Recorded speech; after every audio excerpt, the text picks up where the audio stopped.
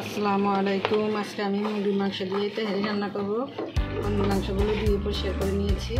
তার সাথে দিয়ে দেবো এবার লবণ, দিয়ে দেবো একটু গরম মশলার গুঁড়া,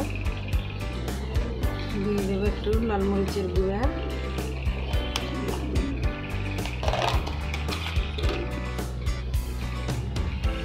তার সাথে দিয়ে দেবো একটু আদা রসুন। এগুলো সবগুলো দিয়ে এগুলোকে আমি ভালো করে মেখে ভেজে নেব। যেহেতু এগুলো ব্রয়লার মুরগির মাংসগুলো নরম, তাই আমি আজকে ব্রয়লার মুরগির মাংসগুলো ভেজে তারপরে তেহারিটা রান্না করব। দেখুন চুলার উপরে একটা কড়াই বসিয়ে দিয়েছি, তার মধ্যে দিয়ে দিচ্ছি আমি তেল।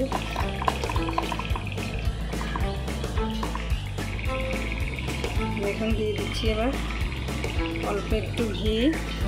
মাংসটা ভাজার সময় ঘি দিলে মাংসের গ্রানটা অনেক ভালোই হয়।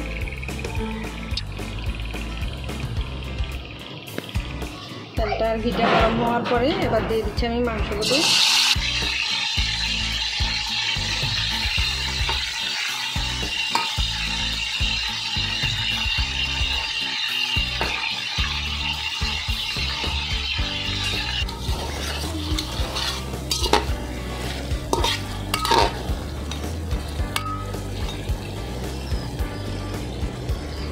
এখন মাংসগুলো ভাজা হয়ে গেছে, এবার আমি মাংসগুলো উঠিয়ে নেব।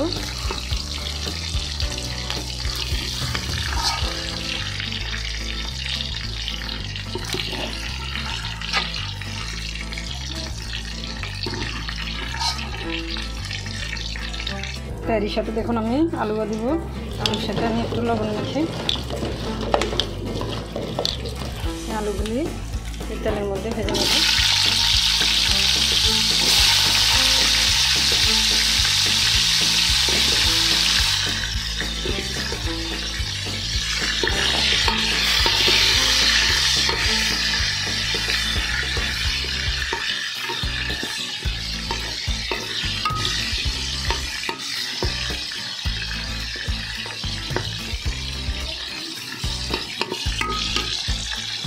দেখুন আলুগুলো ভাজা হয়ে গেছে, এবার আমি আলুগুলো উঠিয়ে নেব।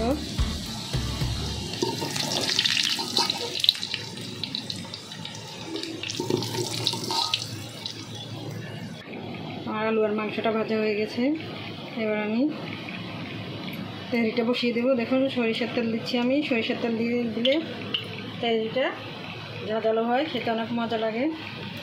এখানে দিয়ে দিচ্ছি আমি এলাচ, দারচিনি, তেজপাতা আর 2-3টা গোলমরিচ।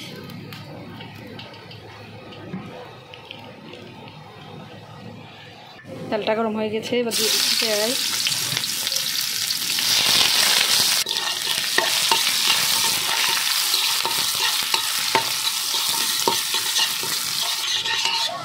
এখন আমি পেঁয়াজগুলো ভালো করে ভেজে নিয়েছি। নিয়ে এবার আমি দিয়ে দিচ্ছি আদা রসুন, দিয়ে দিচ্ছি গরম মশলার গুঁড়ো, অল্প একটু লাল মরিচের গুঁড়া। যেহেতু আমার বাচ্চারা ঝাল কম খায়, আপনারা যারা বেশি খান তারা একটু মরিচের গুঁড়োটা বেশি দিয়ে দেবেন।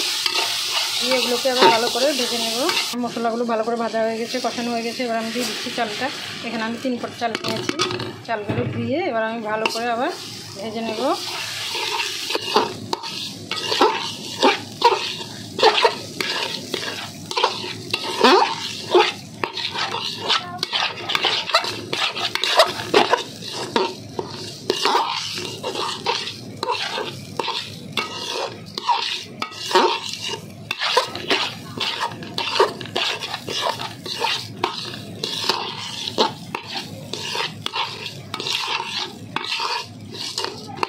চালটাকে আমি প্রায় 5 থেকে 6 মিনিটের মতো ভালো করে ভেজে নিয়েছি। নেওয়ার পরে এগুলো ভালো করে ভাজার পরে আমি একবার এই মগটাতে 1 মগ দিয়ে দিচ্ছি টক দই।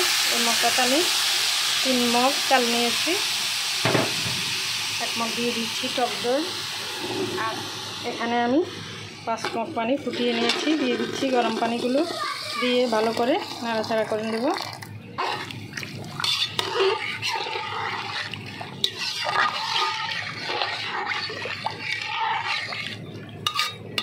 এবার আমি এগুলোকে ঢেকে দেব। দেখুন আমার লবণটা দেওয়া হয়নি, লবণটা দিতে ভুলে গিয়েছি, তাই এবার আমি দিয়ে দিচ্ছি লবণটা দিয়ে আবার একটু নাড়াচাড়া দেব।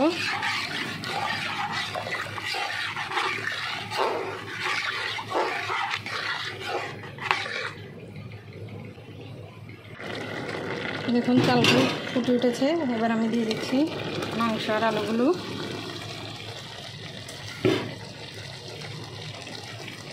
তার সাথে দিয়ে দিচ্ছি দেখুন কটা কাঁচামরিচ, তারপরে দিয়ে দিচ্ছি আমি দেখুন 2 কাপের মতো কেওড়ার জল দিয়ে এবার আমি এগুলোকে ভালো করে নাড়াচাড়া করে চুলার জালটা একবারে লো আছে দিয়ে রেখে রাখবো।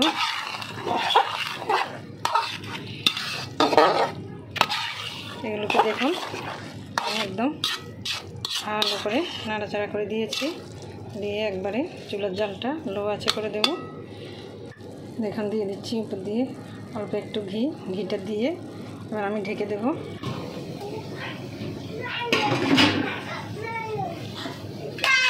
দেখুন হয়ে গেছে আমার তেহারিটা, এবার আমি নামিয়ে ফেলব। দেখুন একবারে একদম ঝরঝরা। এবার আমি নিয়ে জোনাইদকে একটু খাওয়াবো।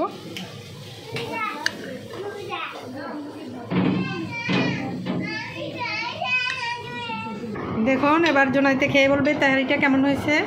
আগে এক চামচ বিসমিল্লাহ বলে সাজিদ খাও, সাজিদ খেয়ে বলতো কেমন হয়েছে।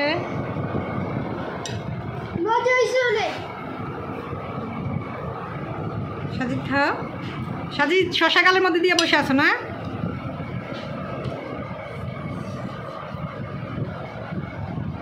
অনেক ভালো হয়েছে।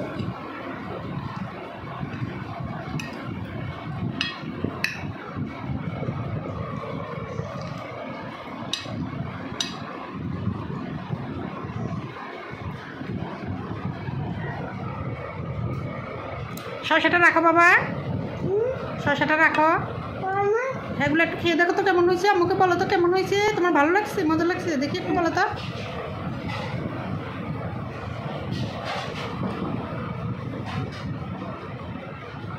সাদিদের মুখ খালি হয়েছে।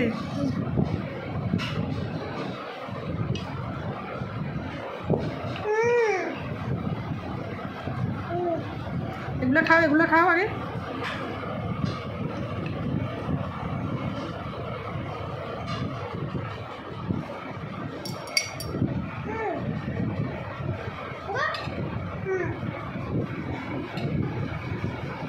চামিচটা খাও, দিয়ে হাত দিয়ে ধরো ভেঙে যাবে। ধরো এটা না, মুখটার দিকে না।